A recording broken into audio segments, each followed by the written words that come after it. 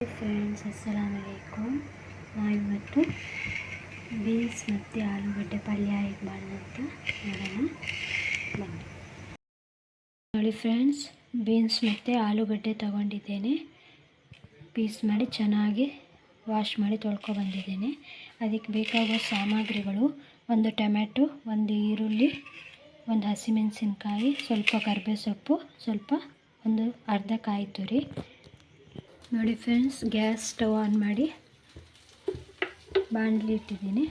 ಇದಕ್ಕೀಗ 3 table spoon oil ಹಾಕೋಣ.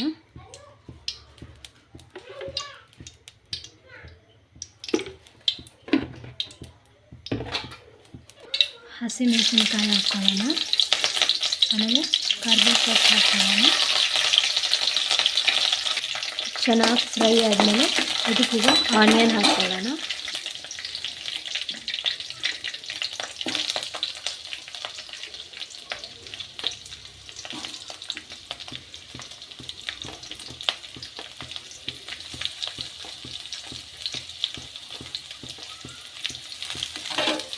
ಈಗ ಚೆನ್ನಾಗಿ ಮಿಕ್ಸ್ ಮಾಡ್ಕೋಬೇಕು.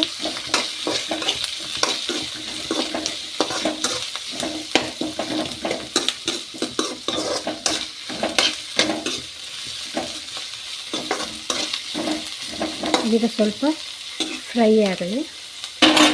ನೋಡಿ ಫ್ರೆಂಡ್ಸ್, ಇದೀಗ ಚೆನ್ನಾಗಿ ಫ್ರೈ ಆಗಿದೆ. ಇದೀಗ ಒಂದು ಟೊಮ್ಯಾಟೊ ಹಾಕ್ಕೊಳ್ಳೋಣ. ಚೆನ್ನಾಗಿ ಮಿಕ್ಸ್ ಮಾಡ್ಕೊಳ್ಳೋಣ.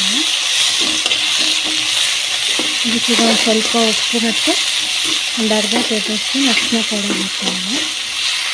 ಅರ್ಧ ಟೇಬಲ್ ಸ್ಪೂನ್ ಅರಿಶಿನ, ಅರ್ಧ ಟೇಬಲ್ ಸ್ಪೂನ್ ಉಪ್ಪು ಹಾಕೋಣ. ಚೆನ್ನಾಗಿ ಮಿಕ್ಸ್ ಮಾಡ್ಕೊಳ್ಳೋಣ.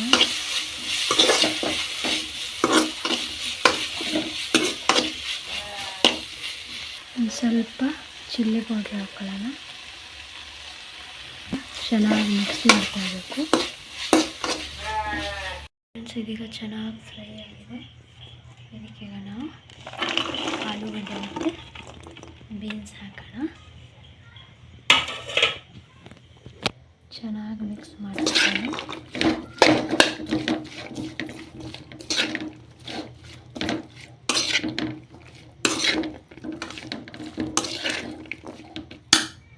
ಚೆನ್ನಾಗಿ ಮಿಕ್ಸ್ ಆಗಿದೆ ಫ್ರೆಂಡ್ಸ್. ಇದಕ್ಕೀಗ ನಾವು ಕೋಕೋನಟ್ ಹಾಕ್ಕೊಳ್ಳೋಣ. ಚೆನ್ನಾಗಿ ಮಿಕ್ಸ್ ಮಾಡ್ಕೋಬೇಕು.